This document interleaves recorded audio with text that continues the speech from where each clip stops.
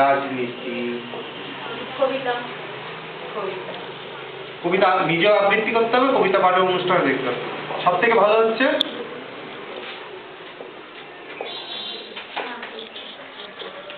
অনুষ্ঠানগুলো অ্যাটেন্ড করা, ঠিক আছে, ভালো নাটক দেখা।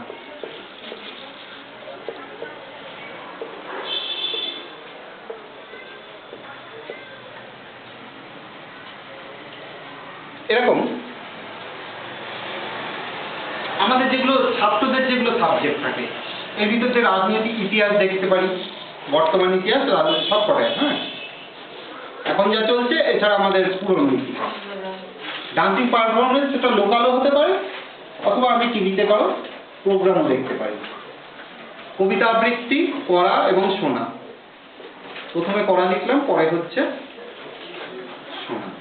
ভালো নাটক দেখা, সিরিয়াল। ভালো নাটক বলতে আমি বলতে যাচ্ছি কোনো তোমার এখানে চলছে, বা দেখো অনেক কলকাতায় নাটক চলে, ঠিক আছে, সেগুলো দেখা।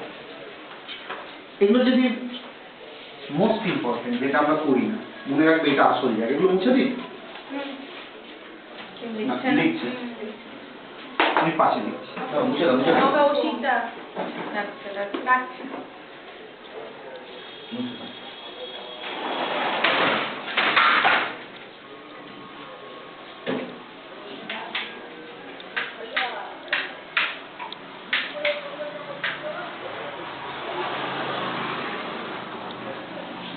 মুছে দিচ্ছে।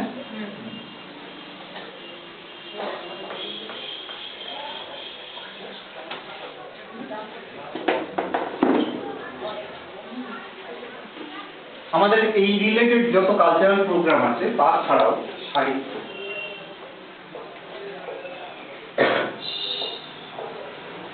আর সংস্কৃতি। সংস্কৃতির মধ্যে কি কি পড়ে?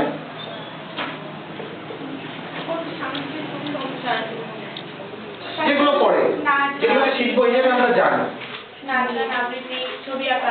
ঠিক আছে। আমি বুঝি না বিসমিল্লাহ খান সানাই, আমি বুঝি না, শুনে দেখবো। আমার মোবাইলে খুঁজেও রবীন্দ্রসঙ্গীত পাওয়া যাবে না, এবার একটু শুনে দেখি। নাহলে যেটা আধুনিক রবীন্দ্রসঙ্গীত যেগুলো রূপান্তর হয়েছে, যেগুলো সেগুলো শুনে দেখি। সংস্কৃতির, হ্যাঁ, বা শান যেগুলো করছে, হ্যাঁ, সেগুলো শুনে দেখি, যেটা ভালো লাগে, যে কথাটা কি বলেছিল। সাহিত্য, ভালো সাহিত্য পড়া। এর সাথে আমি একটা যোগ করি, যেটা সেটা হচ্ছে মোটিভেটেড কোন বই, মোটিভেশনাল বই আমি হেল্প করছি। সাহিত্যের সাথে সাথে এটা তোমরা অ্যাড করতে পারবে। সাহিত্য, আমরা এখানে গল্পের বই মূলত কেউ পড়ি না, একটু ছুটিতে এবার সময় করে পড়ে দেখব। আমি যেটা প্রথম সাজেস্ট করি সেটা হচ্ছে শরৎচন্দ্রের গল্প। চরিত্রগুলো, তাদের জীবনের ওঠানামা এবং এদের প্রত্যেকটা দিনের মানে ছোট ছোট হাসি কান্নাগুলো এত সুন্দর করে ফুটিয়ে আর কেউ তোলেনি, ঠিক আছে। বিতর্কিত হতে পারে, রবীন্দ্রনাথ ভালো হতে পারে, অনেক হতে পারে।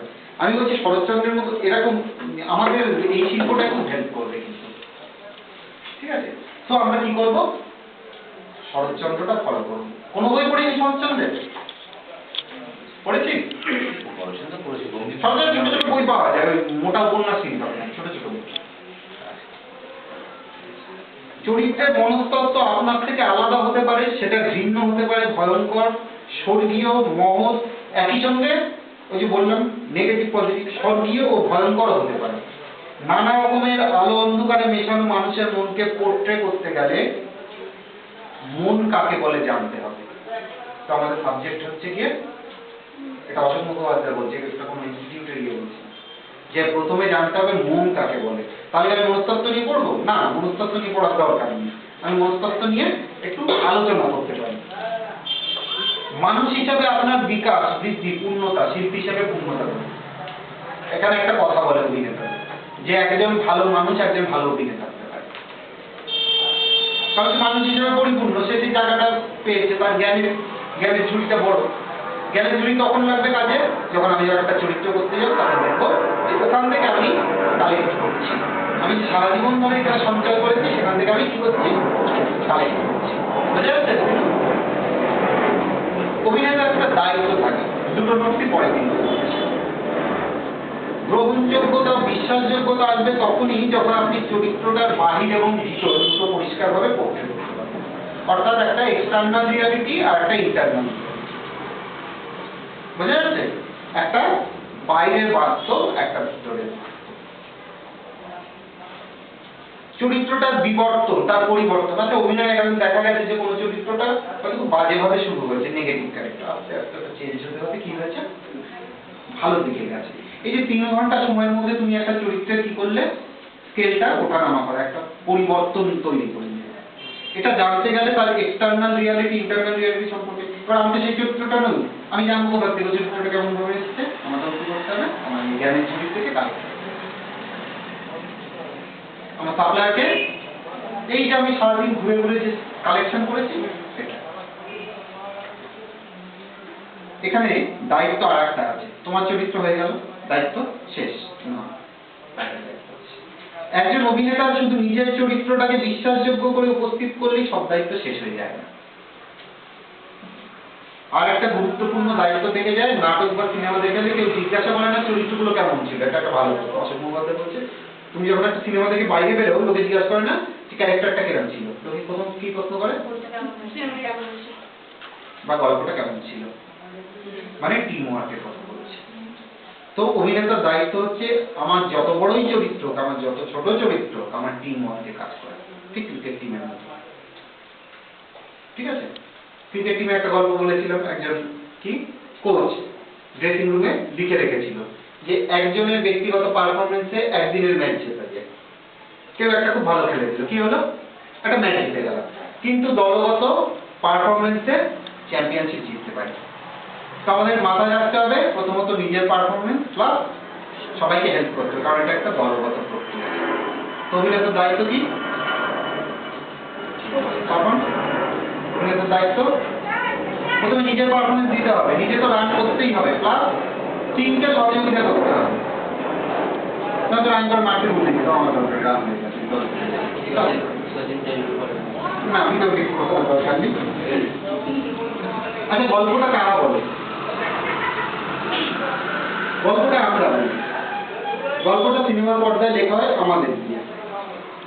ঠিক আছে?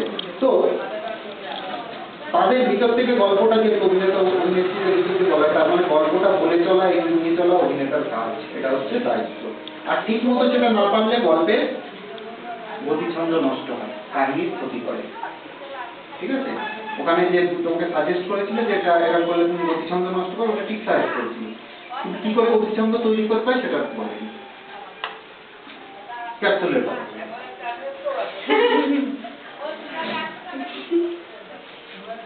তাহলে আমরা এই দুটো রাখছি যে অভিনয়ের প্রস্তুতি আর দায়িত্ব আমাদের, এই দুটোকে পরের দিন নোটস নেব, পরের দিন সবাই কথা বলতে একটা ডায়েরি করছি আলাদা। ঠিক আছে? তো আমরা প্রস্তুতিটা কখন দিয়ে শুরু করব?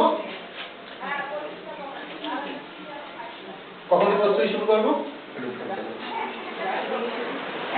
এই এখন থেকে শুরু করব, মানে তারা শুরু করেছি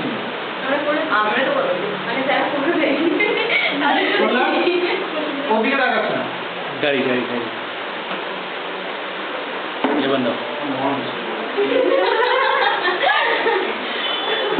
তো আমরা কি করবো প্রস্তুতি হিসাবে? আমরা ঠিক যখন ক্লাস থেকে বেরোবো আমরা অবজারভেশন শুরু করবো। কি অবজারভেশন করবো? একটু উত্তর পাচ্ছি না, উত্তর পেলে ভালো লাগে। কি অবজারভেশন করবো? সকলকে আশেপাশে যারা আছে তাদের প্রকৃতিকে এবং এর মধ্যে মানুষ পড়ে, গরু পড়ে, যা পড়ে, ওই কাঁচের ইয়েতে যে কুয়াশার আলপনা পড়েছে সেটাও দেখবো। ঠিক আছে? এত ডিটেলসে কাজ করব।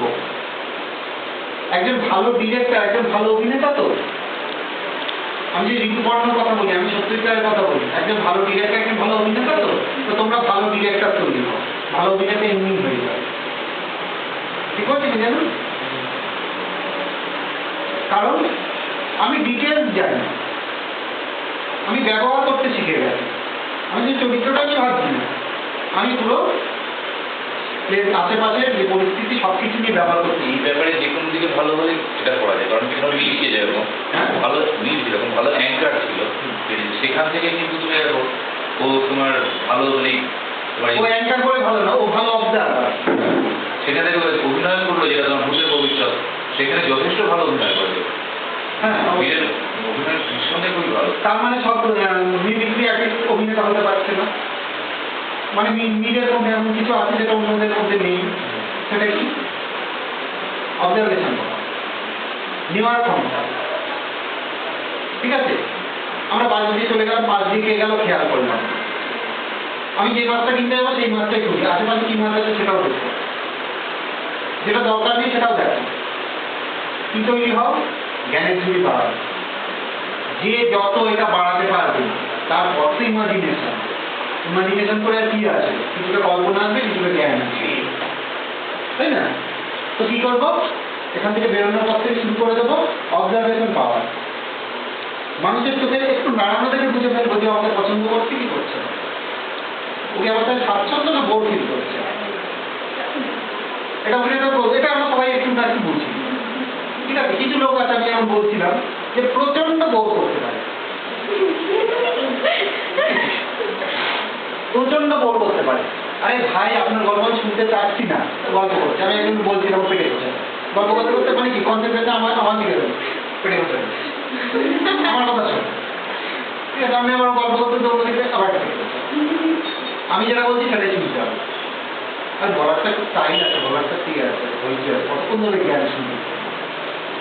তো অভিনেতার দায়িত্ব হচ্ছে এইসব কটাকে অবজার্ভ করা, দরকার বোরিং লোকটার পাশে বসেই শেখা কিভাবে বোর করতে হয়।